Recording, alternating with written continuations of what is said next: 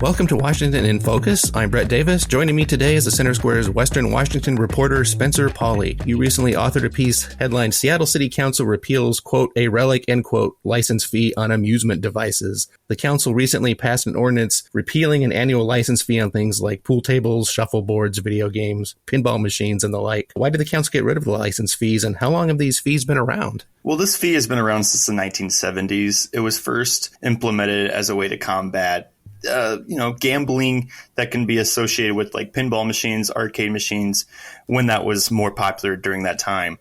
But as times progressed, these arcade games have been less popular. They have been used, but not to the extent it was in the 1970s. To or the 80s. Point, or 80s, 90s, as you say, yeah. But all the way up until council member Andrew Lewis was informed by some of his businesses in his district that they pay this fee, and he had no idea about it, and looked it up in the Seattle Municipal Code and found that it existed. And I see. So this fee generated about $95,500 in 2019, with only 68 businesses applying for the license fee. But last year, it only had 46 businesses apply and generating only $46,700 in general fund revenue to the city. Council member Lewis's description, he called it a tax on fun, and he basically said it costs more to implement than it brings in. Basically, yep. And when they first discussed this ordinance repealing this tax, Councilmember Teresa Mosqueda, who's been working on a general fund gap that's facing the city, she said, so basically zero is what this is. We're losing from this because 65,000 compared to the 200 million plus gap that the city's experiencing. I think they're willing to give this up to help these small businesses. It's not even a drop in the bucket. Basically, yeah. Other cities in King County actually have this similar amusement device fee. Federal Way, for example, requires an annual license fee of $100 per amusement device. And the city of Kent requires $50 per amusement device. So if you're looking at your arcades in Federal Way in Kent, they're going to be paying for every single one. That's good to know because I actually live in Federal Way. Any arcades out there? I think so, but I don't frequent them. Shocking, I know. Not since the 70s. That's right. I, too, am a relic of the 70s.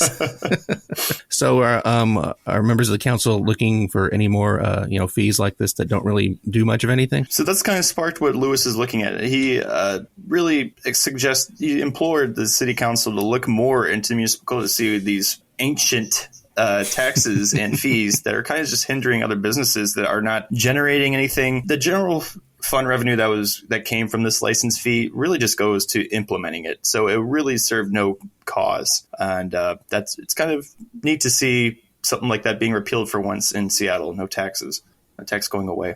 No, it's not quite law yet, as I understand things. I understand it has to go to the mayor for his signature. As all things do with the city council.